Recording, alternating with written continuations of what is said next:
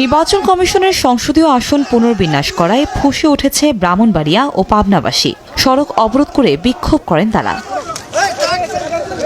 সদর ও বিজয়নগর উপজেলা নিয়ে ব্রাহ্মণবাড়িয়া 2 ও 3 আসনের সীমানা পুনর্বিন্যাসের প্রতিবাদে রোববার সকালে ঢাকা সিলেট মহাসড়ক অবরোধ করেন স্থানীয়রা। এরপর সেখানে বিক্ষোভ মিছিল ও প্রতিবাদ সমাবেশ করেন তারা। এতে মহাসড়কটির দুই পাশে 20 কিলোমিটার এলাকা জুড়ে আটকা পড়ে অসংখ্য যানবাহন। যানজটে দুর্ভোগে পড়েন পরিবহন যাত্রী ও চালকরা।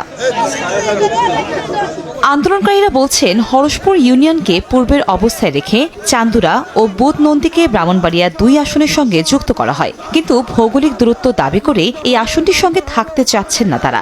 আগের আসন ব্রাহ্মণবাড়িয়া 3 পুনর্বহালের দাবি এলাকাবাসীর। আমাদের দাবি স্পষ্ট, আমরা অখণ্ড বিজয়নগর চাই। আমাদেরকে যতক্ষণ পর্যন্ত সদরের সাথে সংযুক্ত না করা হয় ততক্ষণ পর্যন্ত আমরা রাস্তা অবরোধ করে, প্রয়োজনে আমাদের যদি মৃত্যু হয় রাস্তায়, আমরা মৃত্যুবরণ করব।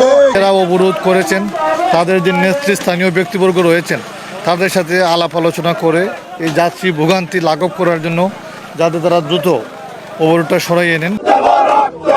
এদিকে পাবনা 1 আসনও পুনর্বহালের দাবিতে ঢাকা পাবনা মহাসড়ক অবরোধ করে বিক্ষোভ করেন বেড়া উপজেলার বাসিন্দারা। সকাল 10টা থেকে দুপুর 1টা পর্যন্ত বন্ধ থাকে যান চলাচল। তারা বলছেন, সম্পূর্ণ অন্যায়ভাবে বেড়া উপজেলাকে আলাদা করে পাবনা 2 আসনের সঙ্গে যুক্ত করা হয়েছে, কিন্তু এই উপজেলার জনগণের ব্যবসা বাণিজ্য সহ নানা কারণে সাথিয়ার সঙ্গে যুক্ত। আসনটাকে বিভক্ত করা শুধু বেড়াকে দিয়ে দিচ্ছে, সুজনগর সাথে রাখছে আলাদা। পুনর্বহল যদি না হয়, পরবর্তী আমাদের যে কাজ এবং রাস্তাঘাট, স্কুল, কলেজ এবং রাস্তা দিয়ে জনগণ যাওয়া বন্ধ করে। বেড়া সাথিয়া নিয়ে আগে ছিল পাবনা 1 আসন।